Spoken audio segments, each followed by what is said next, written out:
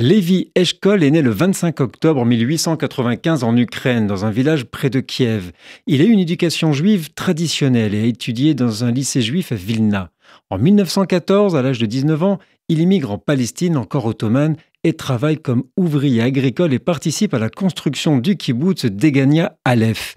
Pendant la Première Guerre mondiale, il est porté volontaire pour la Légion juive de l'armée britannique. En 1937, il participe à la création de Mekorot, le service d'eau d'Israël, et en a été le directeur jusqu'en 1951. En 1947, il a organisé la campagne de recrutement pour la Haganah. En 1948, il est à la tête de l'agence juive. En 1951, il est nommé ministre de l'Agriculture et du Développement.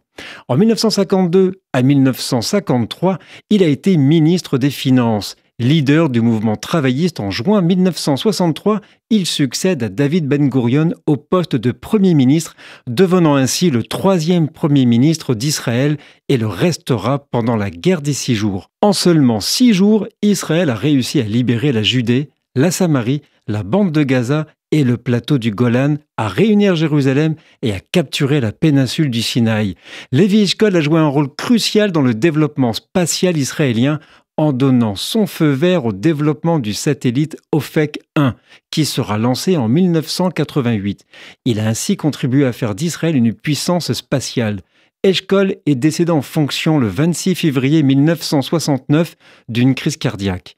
En reconnaissance, le parc national d'Eshkol à Be'er Sheva a été nommé en son honneur, ainsi que le quartier Ramat Eshkol de Jérusalem. Il a contribué au développement économique d'Israël.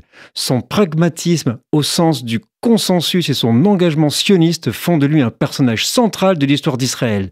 Lévi Eshkol a laissé un Israël plus fort et plus prospère. Nous sommes le 26 février.